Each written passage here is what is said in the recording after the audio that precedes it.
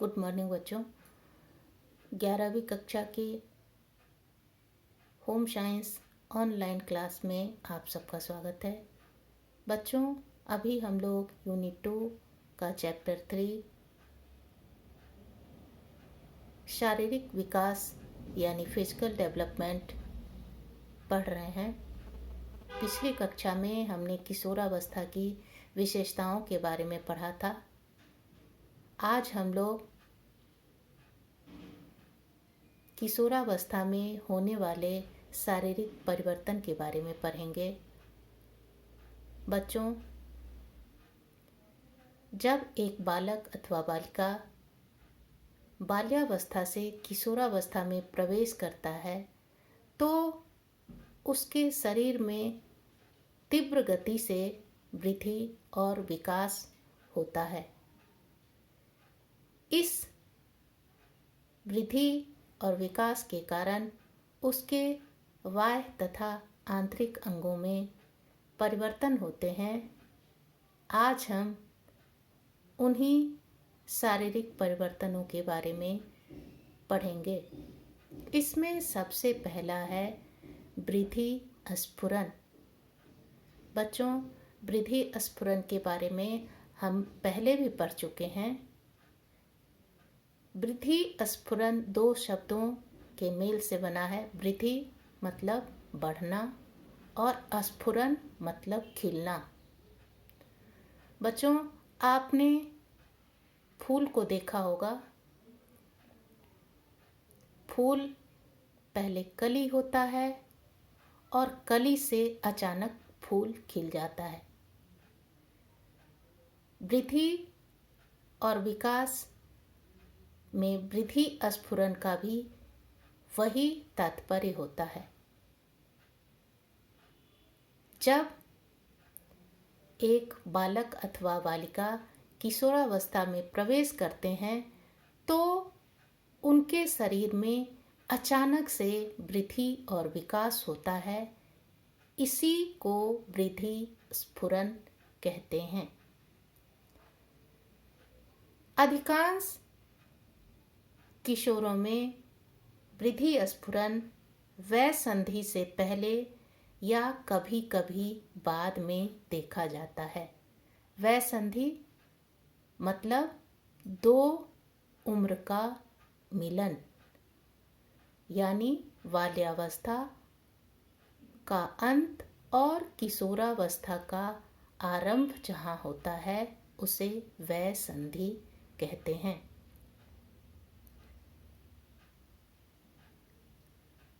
एक बालक अथवा बालिका के शारीरिक भार, वजन एवं लंबाई चौड़ाई में अचानक से होने वाले वृद्धि को ही वृद्धि स्फुरन कहते हैं। बालिकाओं में वृद्धि स्फुरन प्रायः 9 से 11 वर्ष के मध्य शुरू होता है और 12 वर्ष तक यह रहता है। इसके पश्चात एक बालिका की वृद्धि की गति धीमी पड़ जाती है। लड़कों में बालिकाओं की अपेक्षा वृद्धि स्फुरन देर से शुरू होता है तथा अधिक समय तक रहता भी है। बालकों में 14 से 15 वर्ष की अवस्था तक वृद्धि स्फुरन का समय रहता है। इसके पश्चात उनके भी वृद्धि की गति धीमी पड़ जाती है। वृद्धि स्फुरन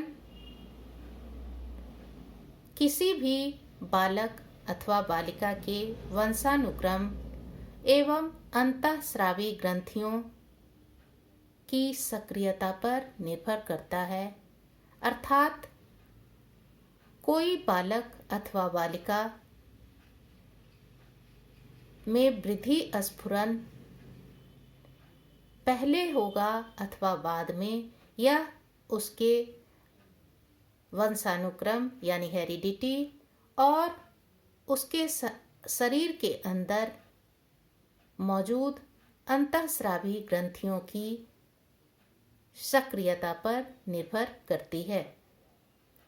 इसके अलावे कुछ और भी ऐसे कारण हैं जो वृद्धि स्फुरन को प्रभावित करते हैं, जैसे जलवायु, पोषण तथा उस बालक अथवा बालिका का स्वास्थ्य स्तर। इसके बाद शारीरिक भार तथा लंबाई। किशोर अथवा किशोरियां जब किशोरावस्था में प्रवेश करते हैं तो उनके शारीरिक भार तथा लंबाई चौड़ाई में वृद्धि होती है और यह वृद्धि तेजी से होती है।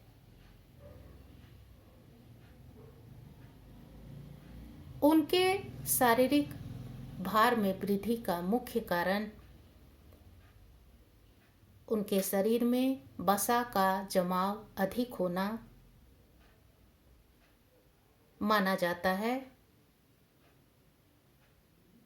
एक किशोर अपने संपूर्ण जीवन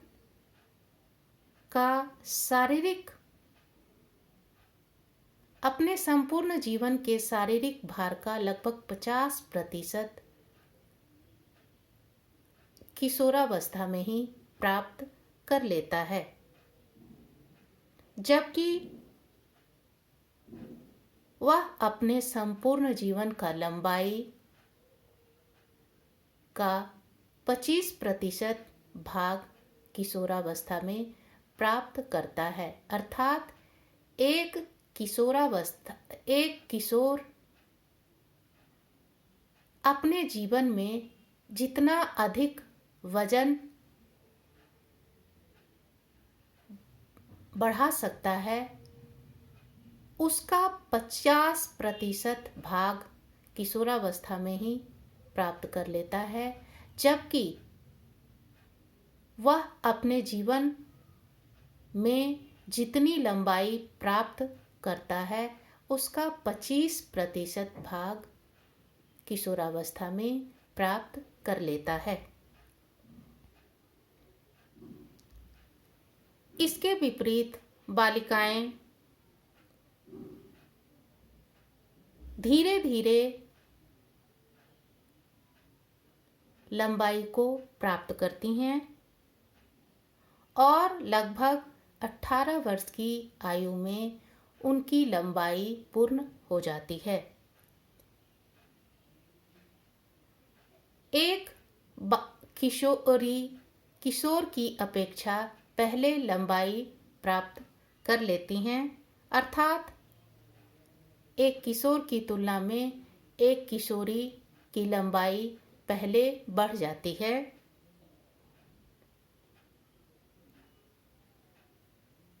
इसके ठीक विपरीत बालकों या किशोर की लंबाई में अचानक से वृद्धि होती है।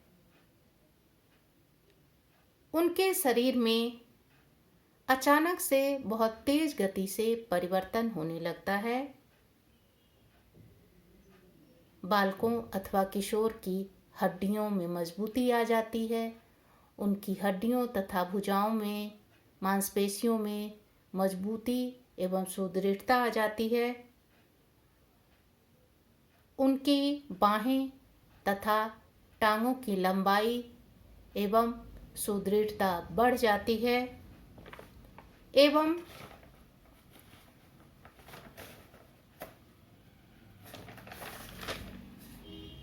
उनकी मांसपेशियां विकसित होने लगती हैं। अपने शारीरिक भार एवं लंबाई चौड़ाई की वजह से एक बालक एक युवा के समान दिखाई पड़ने लगता है। इसी तरह एक किशोरी अथवा बालिका का शरीर भी एक युवती के समान दिखाई पड़ने लगता है। शारीरिक भार में वृद्धि होने के कारण कई बार किशोर अथवा किशोरी मोटापे के शिकार भी हो जाते हैं और इसके कारण उन्हें बहुत सी समस्याओं का सामना भी करना पड़ता है। इसके बाद आंतरिक विकास। किशोरावस्था में एक किशोर अथवा किशोरी के न सिर्फ बाह्य अंगों में वृद्धि एवं विकास होता है, परिवर्तन होता है, बल्कि उनके आंतरिक अंगों में भी परिवर्तन होता है। उनके आंतरिक अंगों का भी वृद्धि एवं विकास होता है, जैसे पाचन तंत्र का विकास। इसके अंतर्गत आमाशय अधिक लंबा हो जाता है, आंतों की लंबाई बढ़ जाती है एवं उनकी दीवारें मोटी हो जाती है। यकृत यानी लीवर का भार बढ़ जाता है। हृदय की भार में भी वृद्धि होती है और उसका व्यास लगभग 50% बढ़ जाता है।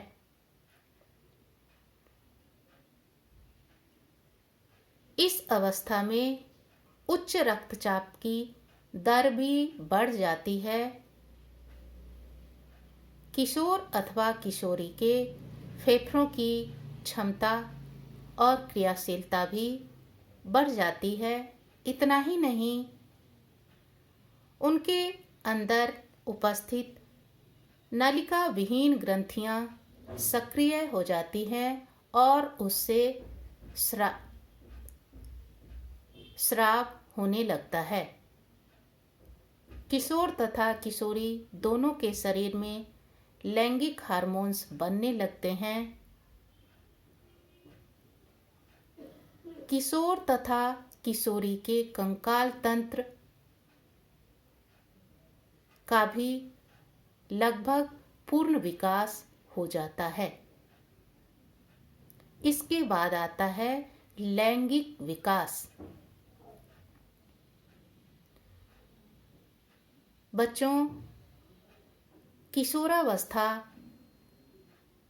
में लैंगिक विकास बहुत ही मायने रखता है।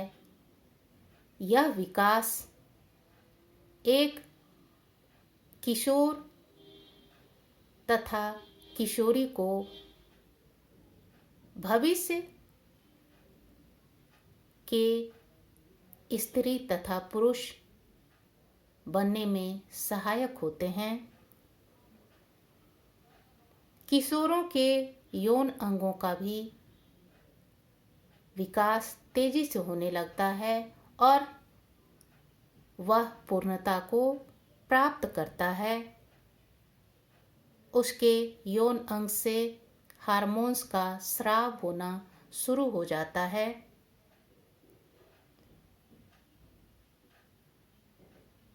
इस अवस्था में बालक तथा बालिका दोनों के लैंगिक अवयवों यानी अंगों का विकास तेजी से होता है और पूर्णता को भी प्राप्त करता है। पूर्व एवं आरंभिक किशोरावस्था में प्राथमिक यौन विशेषताओं यानी जो उन्हें एक किशोर अथवा किशोरी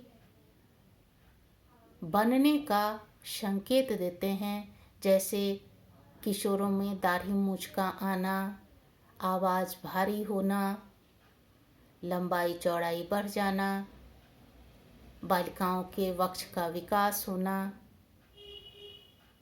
शरीर की मोटाई बढ़ जाना इत्यादि। ये सब प्राथमिक यौन संकेत होते हैं जो आरंभिक और पूर्व किशोरावस्था में दिखाई देते हैं।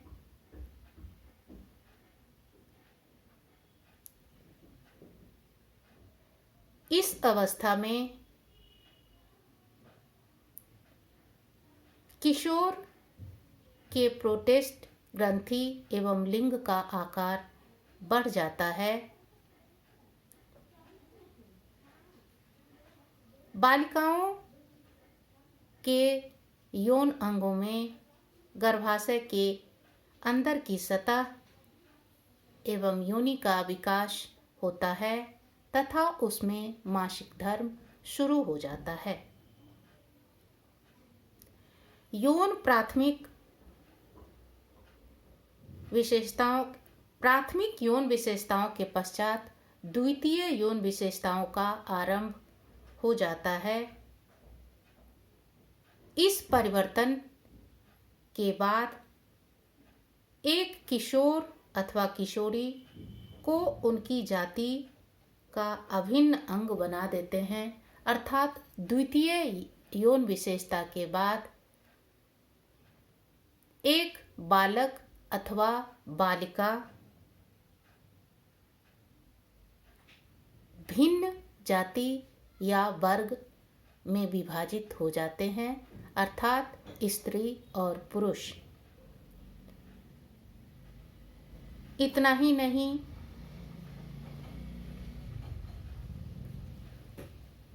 इस अवस्था में किशोर अथवा किशोरी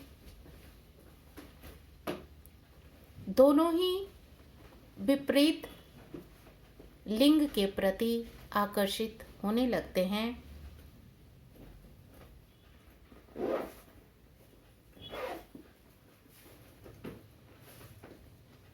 द्वितीय यौन विशेषताएं एवं प्राथमिक यौन विशेषताओं के पश्चात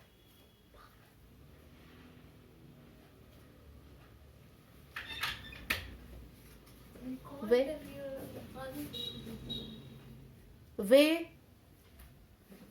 संतान उत्पत्ति के योग्य बन जाते हैं। बालकों में यौन परिवर्तन के शुरू होते ही चेहरे एवं उनके जननांगों पर बाल आने लगते हैं, जो प्रारंभ में हल्के तथा छिछड़े होते हैं, लेकिन जैसे जैसे उनकी आयु बढ़ती है उनकी दाढ़ी मूंछ घनी हो जाती है, जननांगों में भी बाल घने हो जाते हैं, उनकी आवाज़ मोटी हो जाती है, उनकी त्वचा खुरदुरी हो जाती है तथा रोम छिद्र खुल जाते हैं। तैल ग्रंथियों की सक्रियता के कारण किशोर अथवा किशोरी के चेहरे पर कील मुहासे आने लगते हैं।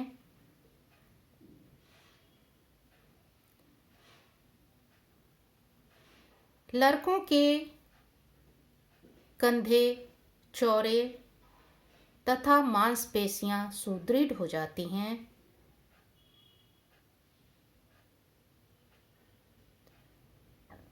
बालिकाओं में मासिक धर्म की शुरुआत हो जाती है। इतना ही नहीं, उनके कमर की चौड़ाई बढ़ जाती है और वहाँ वसा का जमाव बढ़ जाता है। लड़कियों के चेहरे पर चमक आ जाती है, उनकी आवाज़ मधुर हो जाती है, उनके वक्षस्थल का विकास होने लगता है और उसमें उभार आ जाता है।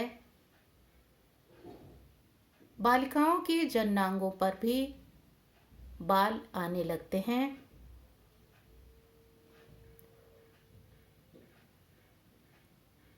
इस प्रकार इस अवस्था में किशोर तथा किशोरी के प्रारंभिक तथा द्वितीय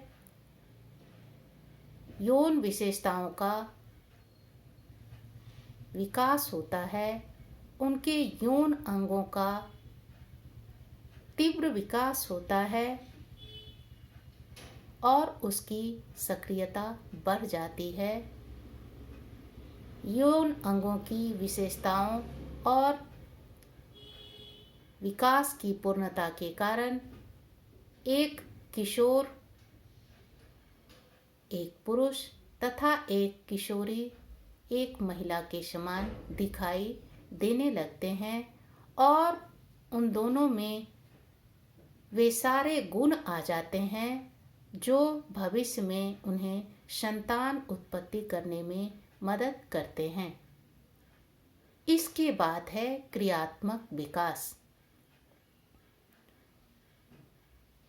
किशोरावस्था में किशोर तथा किशोरी का शारीरिक वृद्धि और विकास तीव्र गति से होता है और यह विकास अपनी पूर्णता को भी प्राप्त कर लेता है, जिसके कारण दोनों की सक्रियता भी बढ़ जाती है। उनके क्रियाकलाप में भी विकास होता है।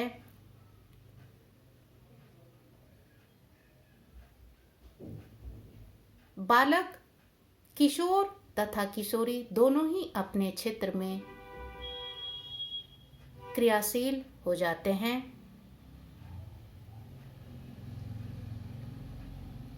विद्यालय, घर तथा समाज सभी स्थानों पर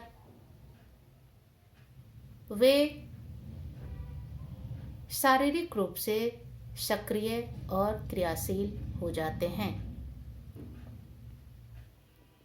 इस प्रकार हम देखते हैं कि किशोरावस्था में किशोर तथा किशोरी के शरीर में बहुत से परिवर्तन होते हैं। ये परिवर्तन न सिर्फ उनके बाहरी अंगों, उनके बाहरी शारीरिक आकार प्रकार, लंबाई तथा वजन में होता है, बल्कि उनके आंतरिक अंगों का भी विकास होता है। इस अवस्था में उनके लैंगिक यानी यौन अंगों का भी विकास होता है।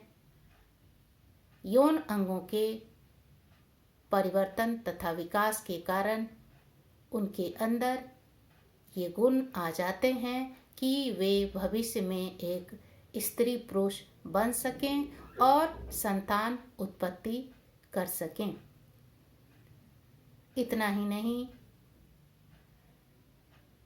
शारीरिक अंगों में वृद्धि एवं विकास के कारण